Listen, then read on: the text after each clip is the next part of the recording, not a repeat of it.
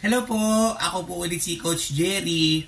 For today, ang i-review naman po natin is request ng ating subscribers, no? Itong Amigos Coffee. Ayan, yan naman po ang ating i-review ngayon kasi request po to ng ating mga isa sa ating mga subscriber ang nag-request nito. So, pagbigyan po natin ito. I-review natin ito Amigos 15-in-1 Shimmy Herbal Coffee Mix. Ayan, ito po yung review natin ngayon. No? So, para malaman po natin kung ano po epekto nito sa ating sugar pag ininom natin, kuha po muna tayo ng basis, no? Check po muna natin yung aking sugar. Ito pa rin alcohol. Oops.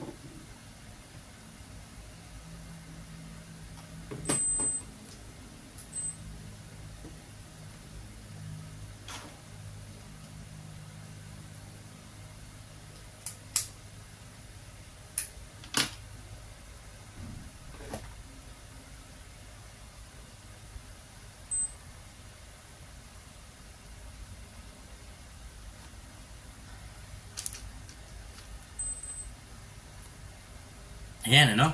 Ang ating pong sugar ngayon is 140. Ayan, kita ba? Ay, lapit na lang natin. Ayan. 140 ang ating sugar. So, ngayon po, no, magtitimpla po tayo ng isang sachet ng Amigos 15-in-1 coffee mix. So, tignan po natin kung pwede ito sa mga diabetic, ano? Hindi pa po ako nakakatikim nito, no?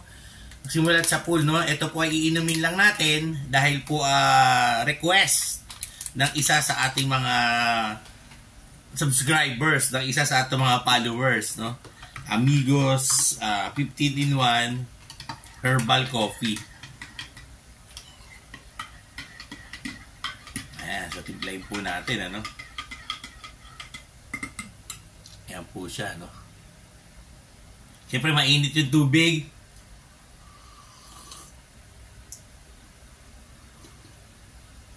Masarap po, no? Masarap pala itong Amigos, ano na to? Coffee. Ang presyo po niya, nung nabili ko, is 25 pesos. Ayan, ang isang sachet.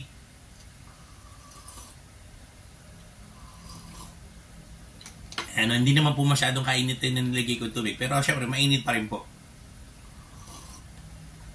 Okay, so ubusin ko lang po ito. Tapos po after 1 hour, balik po tayo para checkin ulit natin yung aking sugar. Okay, so habang naghihintay po tayo, baka gusto nyo pong may mabubuting puso po dyan na mag-donate po sa atin, ating glucose strips, tsaka lancet na magagamit po natin sa ating review. O kaya baka meron po kayong ire-request na review. Tumatanggap po tayo ng donations to ating GCash sa 0967-190-0407. Ang name po natin is Jerry Ivan Gallardo. Doon lang po sa mga gustong mag-donate po para sa ating ikasasucess ng ating review channel dito po sa YouTube. Okay, yan po yung ating GCash number. 1 hour later. Okay, so lumipas na po yung 1 hour, ano? After po natin uminom nitong Amigos 15-in-1 Herbal Coffee Mix. So ngayon, titignan po natin ngayon ang naging epekto nito sa atin after natin uminom nito. Kasi 1 hour naman ang lumipas. Checkin po natin yung aking sugar. Okay, no?